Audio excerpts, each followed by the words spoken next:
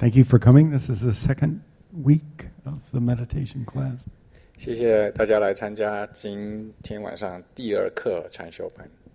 So we just sat for half an hour, right? 刚刚我们做了半小时， Maybe you were looking up at the clock, right? 可能你在看着时钟。So sometimes the clock goes very fast, sometimes it goes very slow. 有的时候时钟好像走得很快，有的时候走得很慢。Sometimes your leg hurts, sometimes it doesn't. 有的时候你的脚会痛，有的时候不会痛。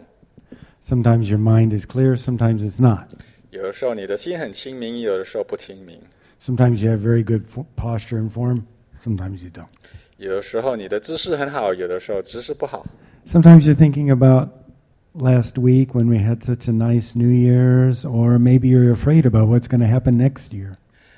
或者有的时候你在想着上个礼拜我在过年的事情，或者你会想到以后可能并不是那么好。 Here's the interesting thing. All of that was yours. 有趣的是，那所有的一切都是你的， That was your experience. 那是你的体验， That wasn't anybody else's idea. That was yours. 那并不是别人的想法，那是你的。 So that's what Zen means. Make your life yours. 那就是禅修的意思，就是把你的生命、你的生活变成你自己的。 So the Buddha had many interesting things to say about human beings and their lives. 那佛陀说了很多有关于人跟人生的一些事情。 The most interesting, though, is the first thing he says right after he gets enlightenment. 那最有趣的就是佛陀他开悟之后，他所说的第一件事。 In fact, in my opinion, it's the most interesting thing that any human being ever said about that could be considered religious. 那对我来说，这应该就是任何人对于宗教的，从宗教的角度来讲，可以讲到最好的东西。 He said, how wonderful, everything already has it. Everything already has Buddha nature. 他说：“奇哉奇哉，大地众生已经有佛性。” So this is really good news. 这是很好的消息。 It means all that stuff you experienced over in that last 25 minutes is your Buddha nature. 也就是说，你在刚才25分钟静坐的时候所体验到的所有的东西，都是你的佛性。 Then the next thing he said was, but human beings don't understand that. 然后他接着说：“但是人类不了解这一点， They don't understand that they already have Buddha nature. 他们不了解人类已经拥有佛性， And because of that, they suffer. 因为他们不了解，所以他们受苦。” So this is very interesting. It means that human beings suffer. They create all this suffering for themselves and everything else in the world because they don't understand what they truly are. 这很有趣，这意思就是说，人类为自己以及这整个世界，还有所有的众生制造了很多苦，原因是因为他们不知道他们已经拥有佛性。 So in English, we probably would say, well, all of this is caused by a misunderstanding. 那以现代的话或者英文来说呢，就是因为误解，所以产生了这所有的苦。 So Zen, this Chan style, is to help you to get over your misunderstanding. 那禅宗的方法就是帮助你突破你的误解。 So the Buddha said that actually there was no difference between him and every other human being. 那佛陀说，他跟所有的人都一样，没有差别。 So usually when we think of the Buddha, we think he's an extraordinary person. 通常当我们在想到佛陀的时候，我们会觉得他是一个非常了不起的人。 And he is a little bit special. He's a very good teacher. 他也有一点不一样，因为他是一个很好的老师。 But he said he wasn't special. 但是他说他并不特别。 So that's interesting because usually when we think about religious people, we think about Lao Tzu or Zhuangzi or Jesus or Muhammad or something. You think about them as being very special. 这很有趣，因为当我们在想到某一些宗教人物，比如说老子、庄子或者基督或者穆罕默德的时候，我们会觉得他们是很特别的人。So one time, a monk went to the Buddha and said, Buddha, what's the difference between you and me? 那有一回，佛陀的一个弟子就去问佛陀，他说：“佛陀，请问你跟我有什么不同？” Then the Buddha had a very interesting answer. He said, there is no difference between you and me. None. 佛陀给了他一个很有趣的答案，他说：“你跟我之间没有任何不同， It's just that I'm awake and you aren't. 只不过是我觉醒了，但是你还没。” So even the sixth patriarch, Hui Neng, said, there's no difference between a so-called sage and a regular person. 那六祖他也有说圣人跟这个平常人之间没有什么不同。It's just that a sage knows that they're awake and most people don't know. That's why they cause all this trouble for each other. 只不过是圣人知道他们是觉醒的，但是其他人却不晓得，所以他们为这个世间带来了很多的痛苦。So all of Zen is about this very simple one basic thing. Wake up. 所以禅宗的教导都可以包含在一个教导里面，就是觉醒。Wake up to what you truly are. 觉醒到你本来的自己。We call this your true self. 我们称它为自信。So one of the most interesting stories in Zen is about the life of the founder of this Zen style. That's Hui Neng. 那在禅宗的教导故事里面呢，有一个很有趣的故事，是有关于禅宗的这个可以说是创宗者，他就是六祖慧能。He's the founder of the modern style of Zen teaching, the kind of stuff that he does and I do, blah, blah, blah, blah, blah. He founded that. 那他创立了现代的禅宗，就是我们这边在教导跟学习的。So his enlightenment story is very interesting. 他开悟的故事很有趣， because it's very, very simple. 因为它非常非常简单。So he got enlightenment when he heard just one line from the Diamond Sutra. 他听见《金刚经》里面的一句就开悟了。So if you come here to Kuan Yin Chanlin, you know, like what is it? Every Friday night you chant the Diamond Sutra. 如果你每个礼拜五晚上来到观音禅林，我们这里会诵《金刚经》。This is great. Every Friday night they do it. 很好，因为每个礼拜五晚上都会诵《金刚经》。So the sixth patriarch got enlightenment when he heard one line from this sutra that we chant every Friday night. 那六祖慧能他听到我们每个礼拜五晚上所诵的《金刚经》里面的一句就开悟了。So I always wanted to do a survey, you know, like how many people on Friday night got enlightenment? 那我常常想要做一个调查，就是想知道说，礼拜五晚上诵经的人里面有多少人开悟了。But then somebody told me, well, it's in this old style of Chinese and we don't really understand what it says. 但是可能有的人会说那是古代的中文，但是我们现在人都不太了解。In fact, today I was writing an article for Vesak Day that we're going to put in our newsletter. So I was going to use a line out of the Diamond Sutra, but of course I don't read and I don't speak Chinese, so I had to look at the English translation. 那今天在写一篇文章就是在卫赛节的时候要用的文章，然后我想把《金刚经》里面的一句话放进去，但是当然我看不懂，也不会讲华语。So I looked at the English translation, and sure enough, the line is there. 然后我就去看英文翻译，果然那句话就在里面。In fact, you don't have to understand the Diamond Sutra, and you don't have to chant the whole thing. All you need to hear is this one line. 事实上，你并不一定需要了解中文或者去诵整部的《金刚经》，你只需要知道这一句。So this is the teaching of the Buddha, just one line, and the sixth patriarch gets this big enlightenment we still remember over 1,300 years later.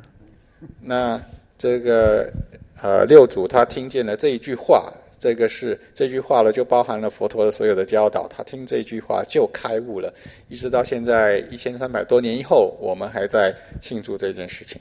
So the line says, when thinking arises in your mind, don't attach to it. 这句话是因无所住而生其心，就是说，当你的思维升起的时候，不要执着它， And got this big enlightenment. 然后它就证得开悟。 So that's very simple. 这非常简单。 In fact, all of Buddhism and all of Zen is based on that one line. 事实上，佛教所有的教导以及禅宗所有的教导都基于这一句话。 So Buddhism and the Buddha taught that we need to return to our original self. Right? 那佛教以及佛陀他教导说，我们要回归到我们的自信， Let go of our misunderstanding, and then naturally back behind this misunderstanding is your true self. 放下你的误解。那在很自然的，在这误解的背后，就是你的自信。 So that line says, when thinking arises in your mind, that's your false notion, don't attach to it, just let it be. 那句话说，因无所住而生其心，就是当你的思维升起的时候呢，不要执着它，只是把它放下。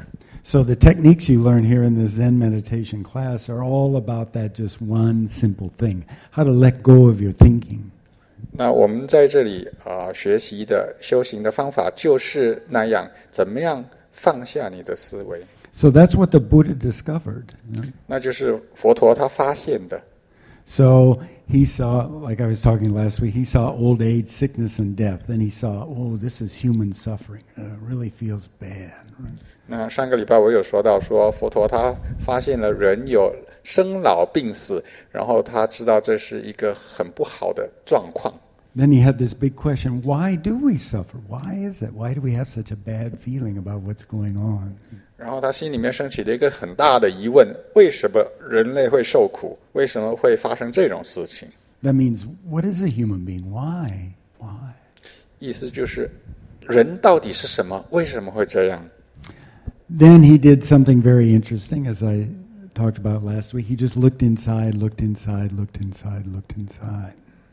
那我上个礼拜也有说，佛陀他就做了一件很有趣的事情，他就往内心关照。 So all the different meditation techniques that you can encounter, whether they're Hindu, Buddhist, Taoist, all the different kinds of Buddhism, Christian techniques, all those techniques are to help you look inside. 所以所有的不同的静坐或者坐禅的方式，不管是佛教禅宗的，或者是基督教的、道教的，所有这些方法都是让我们可以往内心关照。 And in the end, all these techniques are very simple. 那这些方法其实都很简单。 Right? The Buddha just breathe in, breathe out, and pay attention. That's very simple. 佛陀只是吸入呼出，然后注意，只是这样子，很简单。 But it has a big result 但是它有一个很大的结果， because it teaches you how to let go of your Amen. thinking. 因为它教导你怎样放下你的思维。 When you let go of your thinking, then it can't control you. 当你放下你的思维的时候，它就不能够控制你。 So when you're born, right away you start downloading software into your brain. 当你出生的时候呢，你就很小很小就开始下载很多的软体到你的脑袋里面去。 Right? You understand how computers work, right? 你们知道这个电脑是怎么操作的吧？ You know, they have hardware. Okay, everybody has that. 电脑有硬体，那每个人都有。 Part of this hardware is firmware, you know, makes the whole thing work. 那这硬体里面呢，有一些固定的那个软体，这个软体操作的时候，这个电脑就可以操作。 And then there's software, right? 然后也有其他的软体， And there's many different kinds of that. 那有很多种各种各样不同不一样的这个软体。 So the first downloads come from your mother, right? You're always downloading stuff from your mother. 那你最初刚刚下载的那个软体，就是来自你妈妈，你妈妈给你很多东西，然后这个软体就进去了。 And then you also download software from your father. 然后当然你也从你父亲那边下载了一些软体。 He isn't the main software source, but he's a very significant one. 你父亲可能不见得是最大的这个软体的来源，但是却是很重要的。And then you download software from your relatives, like your brothers, your sisters, your cousins, your aunts, your uncles. There's a lot of providers out there. 然后你就从其他的人，比如你的兄弟姐妹啊、亲戚朋友、你的叔叔阿姨那边下载了很多的软体，有很多软体供应者。And then you go to school, so you get software from your friends, from all the books you read, and now you even get it from the internet. 那你去上学的时候，你就可以从你的朋友啊，还有很多书籍里面下载很多软体。现在你甚至可以从网络上面下载很多软体。So the big question from a Buddhist point of view is, do you control the software or does the software control you? 那从佛教的角度来讲，最重要的问题就是你控制软体，还是软体控制你？ So if you control the software, then you can use it to help the world. 如果你控制软体的话，你就可以利用它来帮助这个世界。 But if the software controls you, then you have a problem. 但是如果软体控制你的话，那你的麻烦就大了。 So most human beings are controlled by their like and dislike software. 那大部分的人都被他们的喜欢跟不喜欢的软体所控制住。The Buddha called that your dream. Right? 佛陀称它为你的梦。 So human beings live in a dream, and our job is to wake up from that dream. 人活在我们的梦里面，所以我们应该从梦中觉醒过来。 So just before he died, the Buddha said, "Life is very short." 在佛陀涅槃之前呢，他说人生苦短。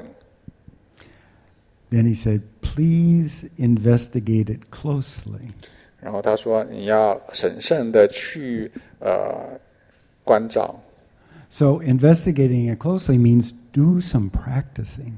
意思就是要进行一些修行的功夫。 Then you can understand how the computer works and use all of its abilities to help the world. 然后你就可以了解你自身的这个电脑是怎么样操作的，然后你就可以用它来帮助这个世界。 So as I said last week, Zen means find your true self. That's what the Buddha did, and help the world. That's what the Buddha did. 那上个礼拜我有说过，禅宗的教导就是觉醒，佛陀做了那件事，然后呢，帮助这个世界，佛陀也做了那件事。 So actually the project is very simple. The question is, will you do it? 所以你的作业其实很简单，问题是你会不会去做？ So that's the simple thing. 那就是那个所谓简单的东西。 So we get good teaching. 我们可能获得好的教导， We've learned these very simple techniques. 我们学了这个很简单的方法， Then the next thing is do something. 然后下一步就是去做。 And for sure it'll have a result if you do it. 如果你去做的话，肯定会有一些成果。 And of course, if you don't know it, what's the result? 如果你不去做的话，那怎么会有什么成果呢？ Suffering. 那唯一的结果就是受苦。 So actually, every human being has the same job that the Buddha had. 其实每一个人都有跟佛陀一样的工作， We call this our original human being's job. 我们称它为我们人类本来的工作， And that's to wake up from your dream. 那就是从你的梦中醒过来。 So some people live in a power dream. 有的人活在权力的梦里面， Some people live in a money dream. 有的人活在金钱的梦里面。 I know most of my friends in the United States, they all live in a money dream, gotta get more money. 那我在美国很多的朋友呢，都活在金钱的梦里面， It's kind of like the old Singapore saying, money not enough. 就好像新加坡这边很有名的一句话，就是钱不够用， Or they live in a food dream or a sex dream. 或者他们生活在食物的梦或者性爱的梦里面， Many, many different kinds of dreams. 非常非常多各种各样的梦。 In fact, there's as many dreams as there are human beings' minds. 事实上，这个梦种类的数目就跟所有人类的心的数目一样多。So our job is to wake up so we can stop causing trouble and to help the world. 那我们的工作就是觉醒，然后不要制造任何的问题，帮助这个世界。 Very simple. 非常简单， Okay? 可以吗？ All right, good.